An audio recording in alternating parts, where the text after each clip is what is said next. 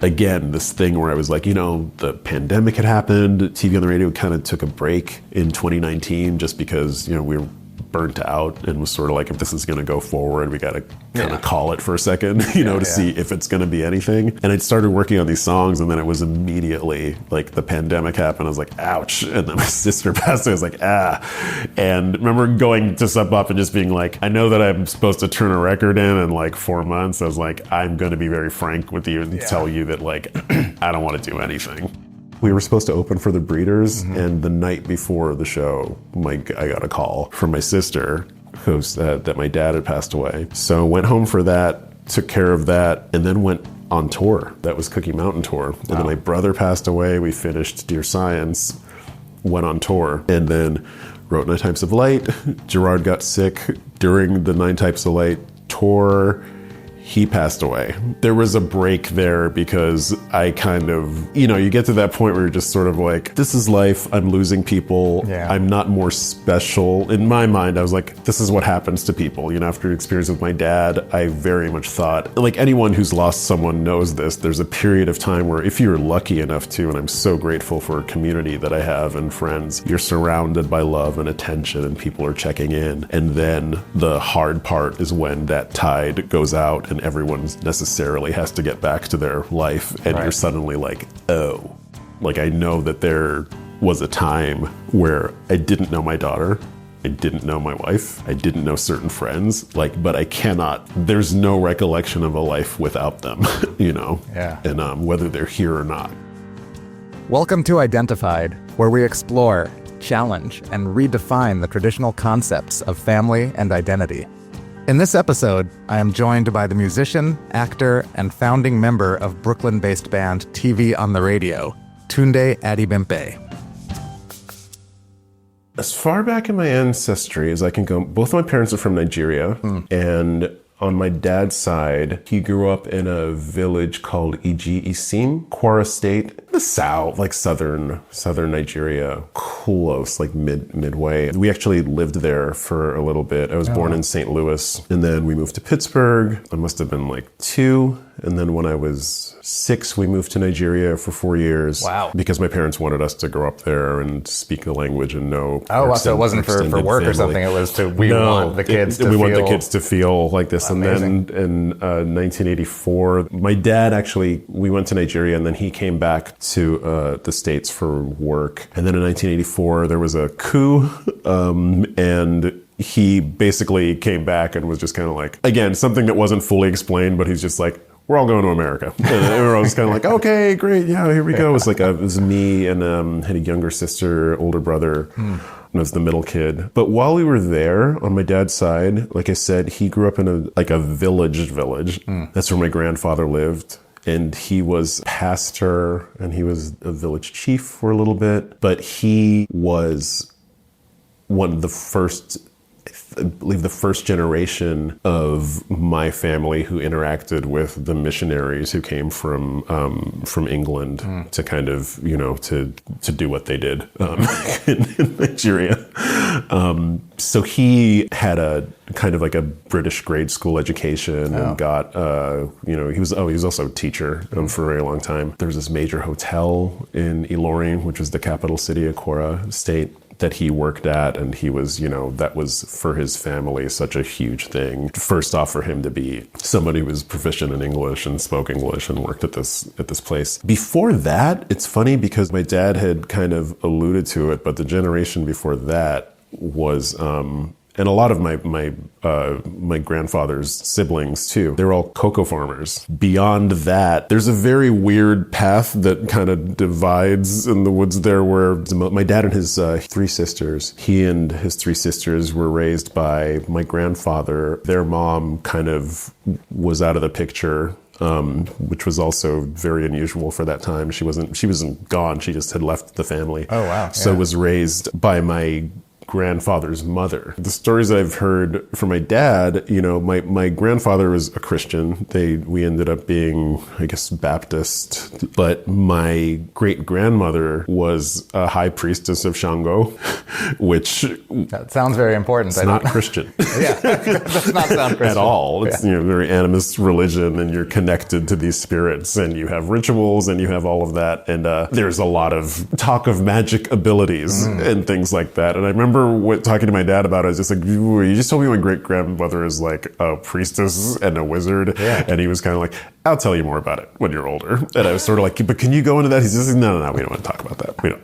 And so I was like, can't wait. As a kid too, when we lived there, would visit the village, it was really great for me to see where my dad grew up, because he also grew up in this environment where they had comparatively nothing. Like, I was 6 when we're in Pittsburgh, moved there. So I'd had enough time to be like, I'm an American, we have like, I have my favorite TV show. Toys, I love Star Wars. I got all these toys, And we got to my dad's village, and I was just like, oh, we have running water and electricity and like beyond.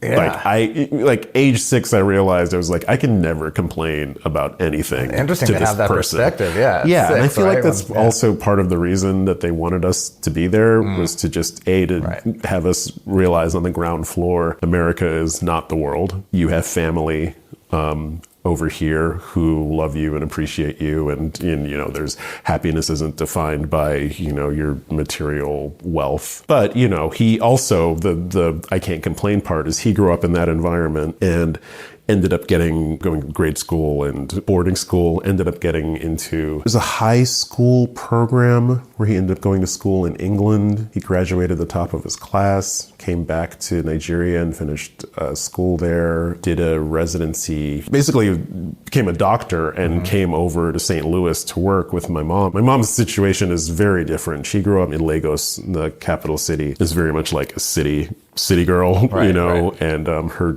father was a magistrate, and she just had a very different experience. And my dad met her when he went to Lagos. They actually met in a town called Ibadan in Oyo State, Nigeria, and then my dad moved to Lagos, and they got together. So it was very funny, because like her family was just like, oh, you're gonna marry this farm boy, and then one family just like, yeah, this farm boy is a job in America as a doctor. So like all of that. It was great having that experience. And on my mom's side too, meeting, she has 2 brothers and 2 sisters. So getting to meet them and to meet my cousins and everyone over there, it was nice, because we didn't have any immediate family in America. Right. And suddenly you have all of it. And it's always, and you're there for, visiting for brief periods of time. Like we lived in Kwara State, so we'd go to Lagos sometimes. So it was always just kind of a party and really nice when we would head over there. And you were there for 4 years. There for 4 years. 6 to 10, so almost half your life at the time, but more than half of the sort of memorable part of absolutely. Your life, right? Yeah.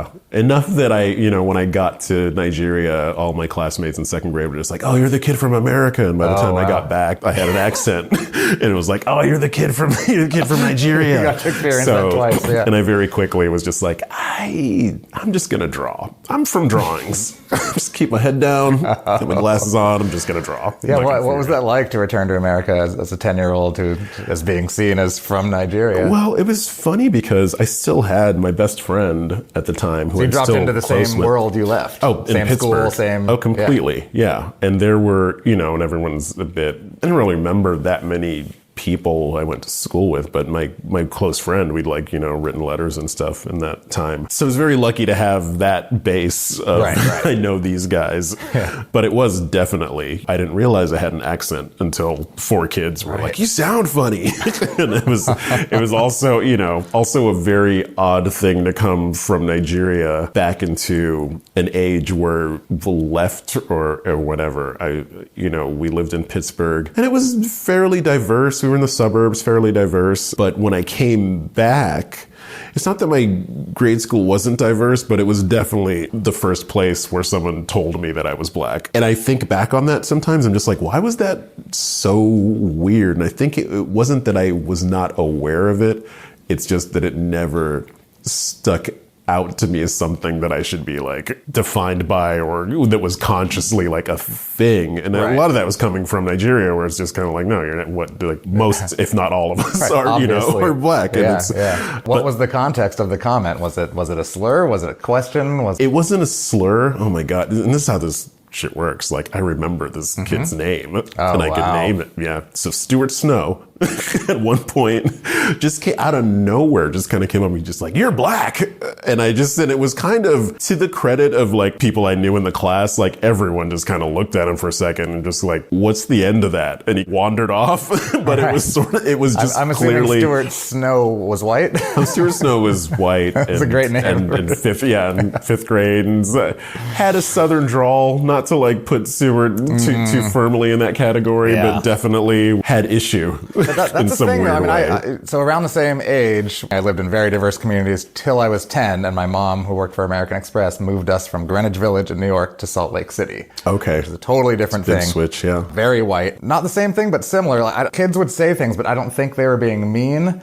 Yeah. I think they were just honestly curious. And of course, 10-year-old kids don't know how to be curious. Some adults don't know how to be curious. But there was lots of, I had like a pretty big afro then, lots of just like, can I touch your afro? Yeah. Lots of stuff about my name, of course. Of course. But I remember one kid, I don't remember her last name, but her name's Leslie, saying, hey, Nabil, are you poor? All this stuff going through my head, which is like, why would she ask that? Sure. I have a polo shirt on, just like the other kid. I did everything I could to not be asked any weird questions. Sure. And you still get that one. Oh no, suddenly you have this weird pop-up window in your head of just kind of like, why does he think that? Why does this? Why is all of that? You know, I guess to my parents' credit or whatever, like the way I clocked it was just like, Stuart's weird. And like, there's no reason for me to interact with this kid who slowly, I also realized, was just like kind of obsessed with me too, in a certain way, where I was just like, God, he's so fucking annoying. So, Stuart Snow. Yeah, coming back here, didn't have not a lot of family. Like my mom's younger sister was in Philadelphia. She came from Nigeria to go to school at Temple University. So she was around, and she was kind of the most Americanized or westernized, you know. She was fun and liked art and music and stuff, and was my favorite aunt. Right, the cool aunt. Yeah, was definitely the cool aunt, yeah. How did music become a thing for you? Was that a family thing? Was it from your aunt? Music was a family thing. That was definitely from my dad. I would say initially he played piano. Also, we had a great record collection. My sister played piano. My older brother played piano. My mom, sang and was like, but I was definitely not. It's actually very odd that I'm the person who ended up making any kind of music. Yeah. My dad played in the church when he was younger. He was a psychologist, psychiatrist, and a social worker. And some of my earliest memories of him were, on Christmas, he would go to the hospital and play for the patients. So we'd have a morning where it's like, oh, okay, we open our presents and da-da-da. And my dad was just like, okay, well, I gotta go. And he's like, do you want to come with me? And I would see him, and it was like we were in a mental ward, So he's playing piano for people in a mental ward. Think back on that now, and it was just like, it's a deeply compassionate person. It sounds like, by whatever, at a pretty young age, you had a really interesting view of the world outside of the normal American kid, right? You have this part of the hospital, your dad playing music, you have Nigeria, you have all these things that are, not a very traditional, simple childhood. Yeah, and also teach you that, like, there's no one way to be, and that anyone who comes into your life telling you that or trying to, is weird to you. Yeah. Whenever I got the accusation, you're weird, it's just kind of like, I don't have a basis for anything but what I'm going through. So actually, you seem kind of odd to me. Right. That's a good response. Musically, yeah, I took drum. At a certain point, I feel like just to kind of join up and be musical, I was in middle school. My dad said, do you want to play an instrument? Your brother and sister play piano. And I took one piano lesson, maybe two, and was just like, but really, like, after it was like second lesson, both, like, I feel like the teacher and I might have looked at each other and just been like, we're both like, it's not gonna work out, which is totally cool. So then I took drum lessons. Kind of similarly, when I started to get the hang of it, my teacher quit to join the Pittsburgh Symphony Orchestra. He got a job, which I found out kind of like through my, and this should give you a clue as to what my self-esteem was like then. I was like, he quit because I wasn't good enough. And it's not going through my head now. That's just like, this man's probably not going to jeopardize his livelihood because he was like, oh God, this kid sucks.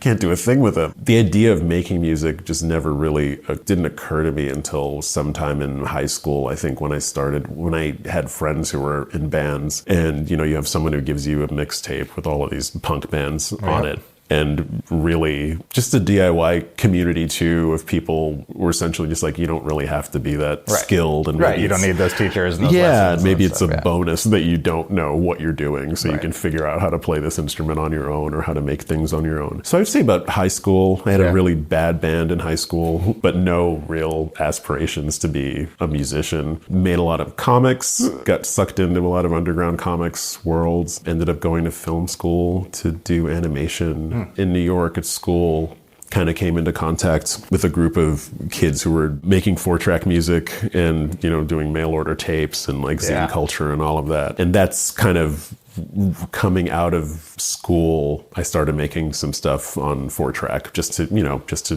pass around to friends and things like that. And I guess years later, as an antidote for working for 2 weeks on 5 seconds of animation, I started making 4-track songs to just kind of be like, this is my audio sketchbook. These are these songs. I can play them. Like you can, mess with friends. Yeah. And while I was doing that, started a noise rock band with 2 friends called Struggle Puss. The great thing about a noise rock band is you can be really bad and you're still really good. Right. And, people appreciate it.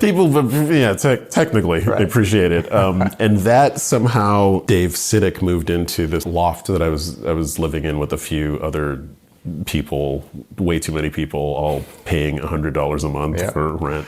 That's how many good stories and good things begin. Definitely a punk house. Yeah. And we just kind of saw that we had dirty rooms filled with half-finished paint tubes and tape and way too much stuff. So we started making some stuff together, and a lot of that just kind of turned into TV on the radio along the way. Wow. So not really, and like Dave and I started hanging out because we were painting and selling paintings on the street and just making music. Yeah. He's definitely had made more music, I guess professionally you would call it at that time. Like he'd put out records and 7 inches and stuff. Yeah. It's interesting because it doesn't sound like you weren't trying to start a band. You were expressing yourself and but something that, to me, the way you describe it almost sounds closer to the art you were doing than to music. Oh, completely. Yeah.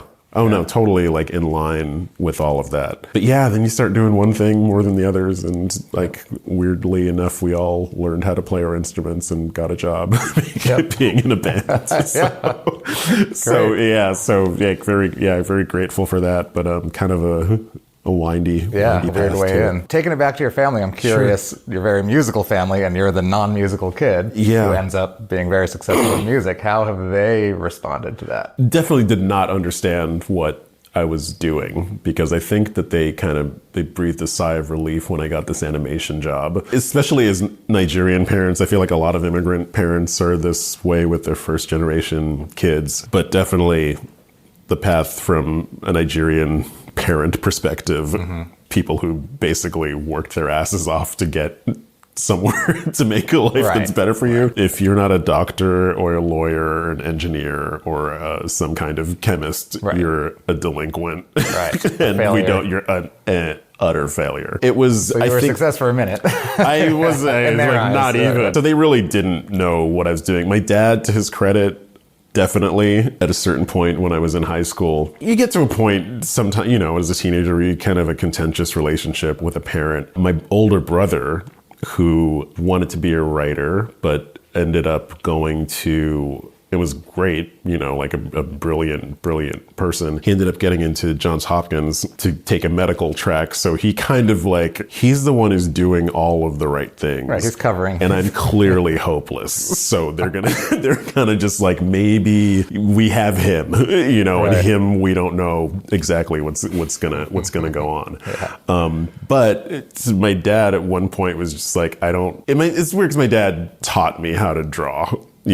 just kind of by accident. But he's a really talented artist, and who told me way later that that's what he wanted to do, but he had to send his sisters through school, which is why it just didn't make sense at all for him to do something that had no guarantee of financial security. But he saw that it was either obsessed or just so bad at everything else that he was like, you're going to do this whether I want you to or not, or anyone wants you to or not. So I got your back, as far as making art. And it's like, so, I got you. He's just like, not financially, but I've got you.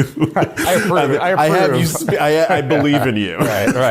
I believe in you, but I expect you to make this work for you in this way. Go move into $100 a month. No, he came to visit once, and it was his statement leaving there. This was like right before I graduated from school, because I was living there. Was this in New York? In New York, in Williamsburg, when it was still the area that we were in was pretty just like warehousey. And he didn't say anything when he got to this punk house and like met my roommates, who had cleaned up for the occasion, just like, oh, your parents are coming. Okay, it's just like, guys, get all these like trays of cigarette butts out of here. It's just like, take that off the wall. Blah, blah, blah, blah. We're just but a bunch of like clearly like crusty, weird punk kids who were like, oh, hi, Dr. Adebimpe, nice to see you and meet you. And they're all very nice, but it's like exposed drywall. Like there's just like unsanded like floors with like bolts from like the early 1900s sticking out. He didn't say anything. He was just kind of like, oh, they're very nice. And like we were driving across the bridge to go Greenwich Village, and he just turned on the radio and said, I hope you understand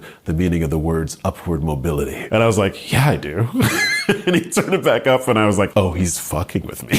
He's thinking he's insulting me right now. And it was, but very supportive. And like when I got the animation job, and like I made some like movies at school that got some attention, and he was still just kind of like, he's like, I see you, I believe in you, and clearly you're doing something that you believe in, and I appreciate that. And if I could have done that, I would have done it. I was just like, you took me to museums when I was little. You showed me how to draw a Star Wars character. You sort of created this. I was like, why did you show me how cool all of that was if you didn't want me to be that obsessed with it, which you also clearly are. Did this conversation ever happen with your father? No. I think it was more sort of like, the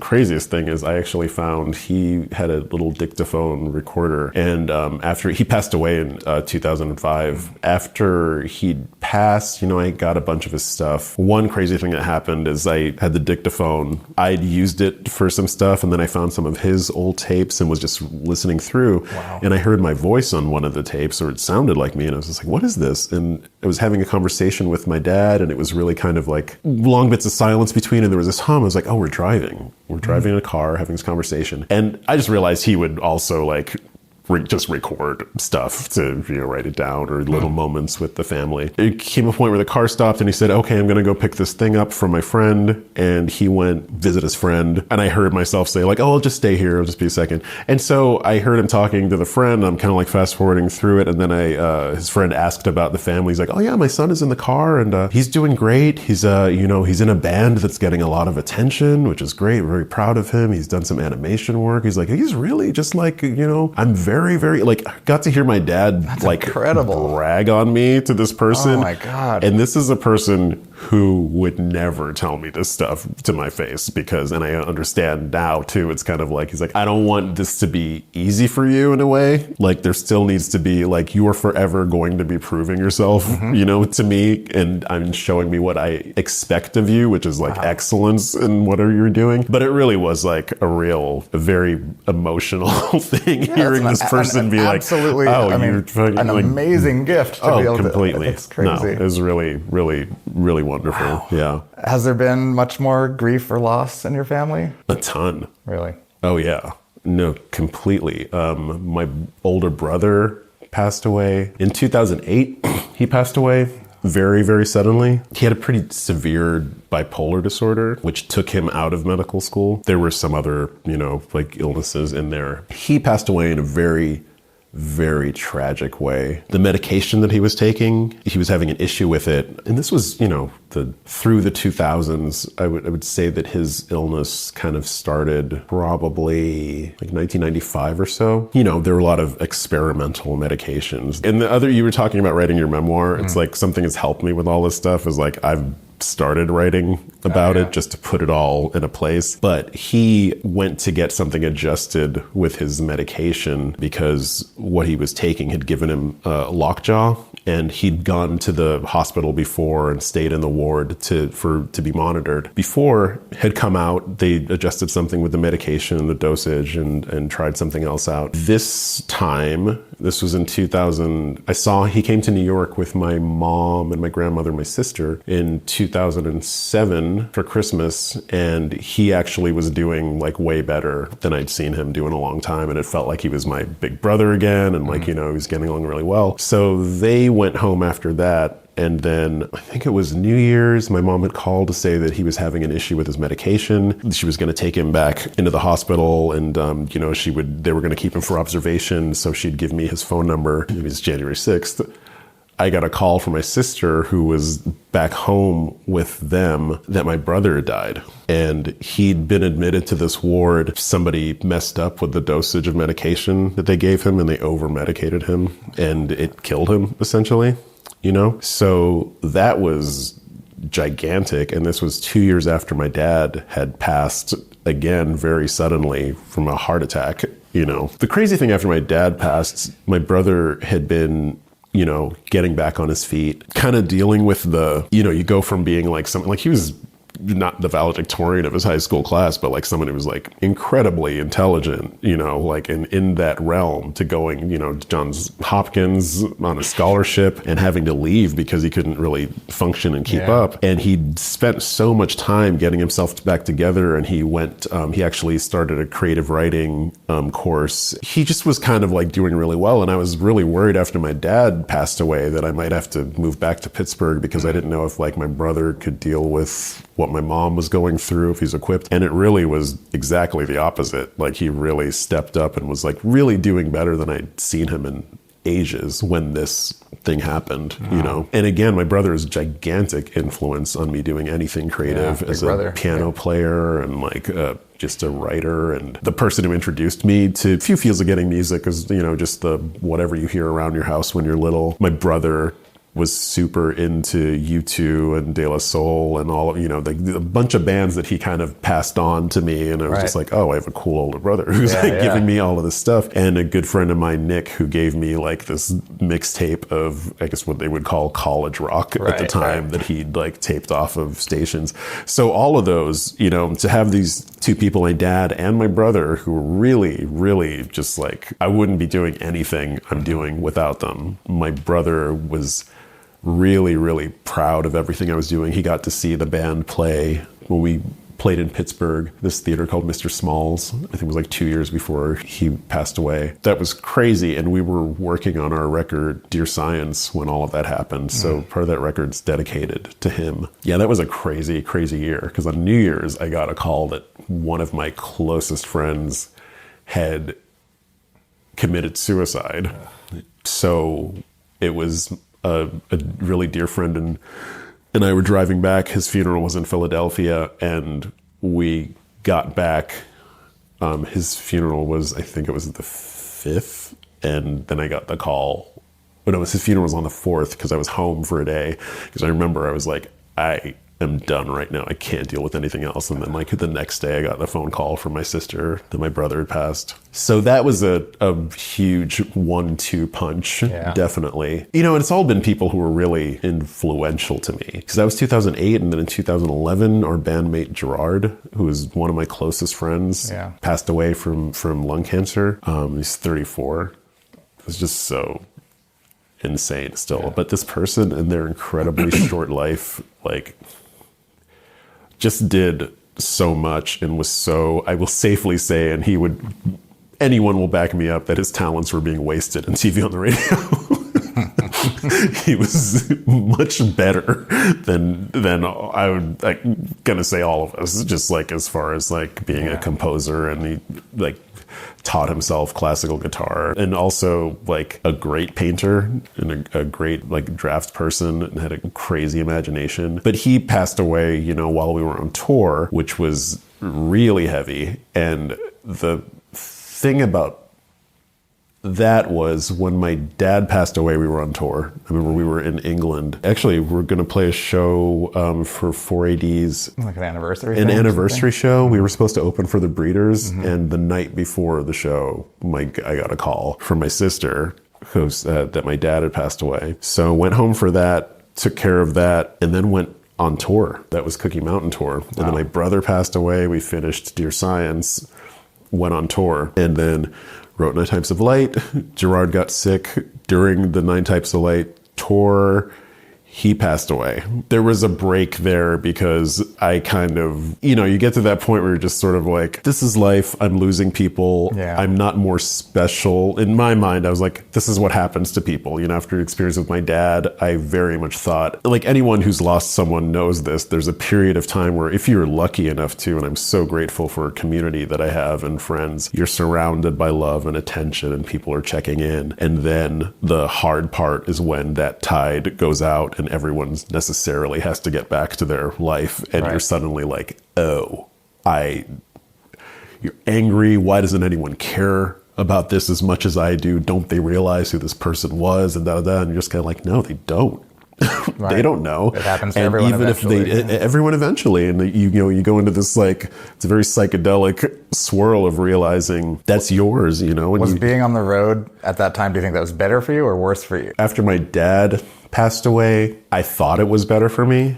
After my brother passed away, and I was still very much grieving my dad. It's a strange thing to think about, but I think in both situations, it's that odd thing of this very special thing that you've worked towards for a long time is taking off, and there's a lot of momentum behind it. At the same time, it doesn't mean anything because the people you want to share it with the most are just not there, and you also feel like a bit of an asshole about that because people are like, isn't this great for you? And I'm like, yeah, it's cool and all, but like, I'm not really like riding this train right now. I'm trying to figure out how to get off of it, maybe eventually. So going on tour was also a matter of just like, if anybody in the band would hear me say this, well, I'll say it first. There was a part of me was just like, I just don't want to let everyone down. I don't want to stop all of this and mess it up for everyone else. And to a person, everyone would be like, we would have stopped forever if it meant that you could take some time to process this, like without a thought. But you're in it and you're just sort of like, this is what we're doing. We started this, we're slated to do this. And then it was like, 2012 after Gerard passed away, it was sort of like, took a break. We got back into it, Those are the major ones. The most recent one, which is crazy, is the person who delivered most of this news to me, my sister, my younger sister. She passed away in 2021 in the middle of COVID. And that was psychedelic because I had to sit. My mom moved back to Nigeria in 2019, kind of thankfully right before the pandemic. We had no other family in the country, so I basically had to fly down to Orlando and plan a funeral there in a week. I met all of these people I'd seen in pictures, like everyone had a mask on. It was deeply surreal. I had to set up a Zoom funeral. I was in her house for the first time. She'd just bought a house. She worked for Disney. She was an Imagineer at the end of her time with Disney. So the first time I was in her house, she wasn't there. All of her stuff was there. It was just days after she'd passed. So that was another. And speaking of things coming hand in hand, I just signed to Sub Pop to do my solo record a week before that. And so it was, again, this thing where I was like, the pandemic had happened. TV on the radio kind of took a break in 2019 just because, we were burnt out and was sort of like, if this is going to go forward, we got to kind of call it for a second, to see if it's going to be anything. And I started working on these songs, and then it was immediately like the pandemic happened. I was like, ouch. And then my sister passed away. I was like, And I remember going to Sub Pop and just being like, I know that I'm supposed to turn a record in like 4 months. I was like, I'm going to be very frank with you and tell you that like, I don't want to do anything. If we can figure that out, cool. If we can't, I was just like, I want to focus on waking up and getting through my day right now. Like you predicted with your TV on the radio bandmates, it sounds like they said, cool, and gave you the time you needed, and now this amazing record's coming out. Oh, no, sure. And we were already in the break when all of that happened with my sister, so it was just, I did get time to just, be a person and have that. That's one of the things about this record is very much like the name of it is The Black Bolts, because it's, I would free write every morning just as a way to put everything in a place. And going back through that when I started writing, there was just a little section about how in the middle of all this darkness and heaviness, these clouds, there are these sparks of inspiration, like maybe almost necessarily there's this brain function that's kind of like at a punch your way out of this, like, and something sparks and it's, sort of like storm clouds that obscure everything from view, but when they come together, they create something that shoots out and can illuminate the landscape. And you can see the beauty in this darkness. You can see a horizon. You just get a vantage point for a second, which is, like a second of grace in all of that light or that inspiration. So like this record definitely was a lot of that, like consciously or unconsciously, it was sort of that deal. And you get to dedicate, or at least I get to dedicate it to the people who just fundamentally made me want to make art, maybe want to make music. My sister sang opera and was in musicals and stuff. You want to honor all of these people. Like none of those people would have wanted me to stop, know? And you've got, I want to be an example to my daughter of just like, you're going to get taken out by things, and the things that will keep you going through it are your community. And I also want her to know, no matter what she ends up doing, it's just like, you can make things. You can make your own world, and it's entirely valid. And your reality is more valid than reality, if a lot of the time. Yeah.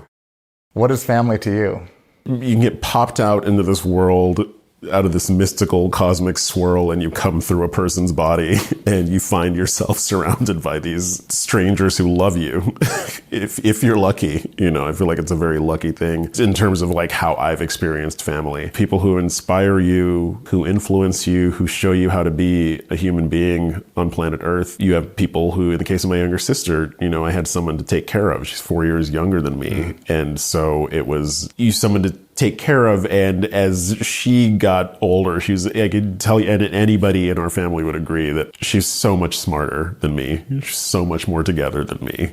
Like, so just like someone who in spirit and action could have been an older sibling, so you get to have somebody who grows into your best friend and a confidant and someone you can go through things you can be excited for, and they're excited for you. They're also a witness to all of this stuff that happened as you were growing up, like having a strange part of losing my sister is that I no longer have somebody to corroborate everything that happened with my brother, So it was this very odd thing of like this person who we could kind of lean on each other and laugh about moments or cry about moments together is also no longer there, It's a group of people who orient you. I'm very lucky that I've had, as far as blood relation, I've had a very loving family, a family who was protective and taught me how to be vigilant about any sort of dangers you might face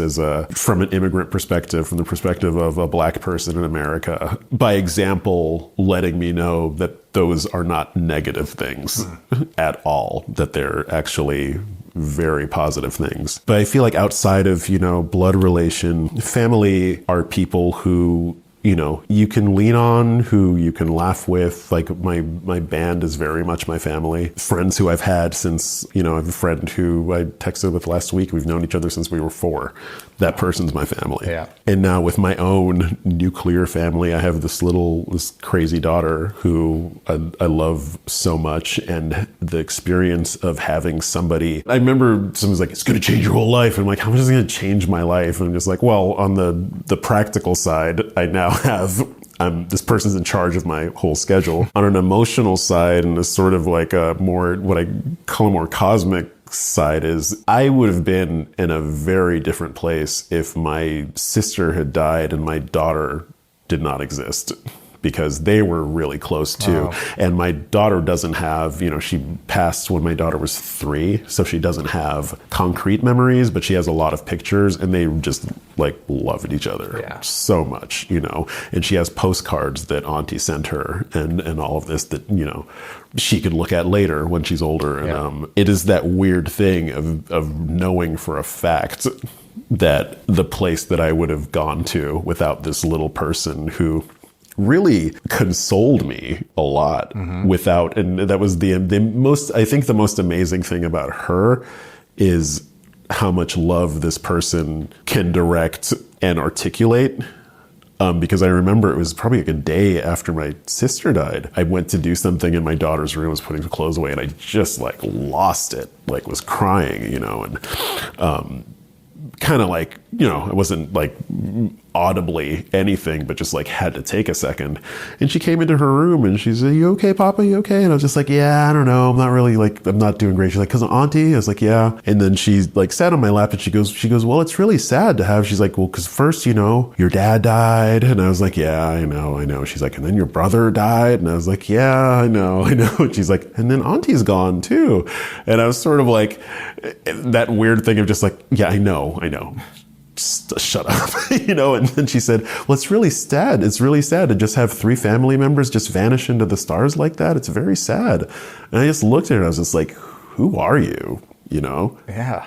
Like, really? And the part of me was just like, did your mom send you in here to say that? But it was like, it was just her. She's she's an incredibly compassionate person. Like, and I didn't, I was saying, you can't teach somebody that really, but just like, I'm very aware of the fact that like that person getting shot out of the cosmos into my life is an insanely special thing, and I don't take any of that for granted in terms of family. Yeah, and of course, like my partner, my wife, is like family. I think is someone who you cannot imagine yourself without. Like, I know that there was a time where I didn't know my daughter, I didn't know my wife, I didn't know certain friends, but I cannot. There's no recollection of a life without them, Yeah. And whether they're here or not.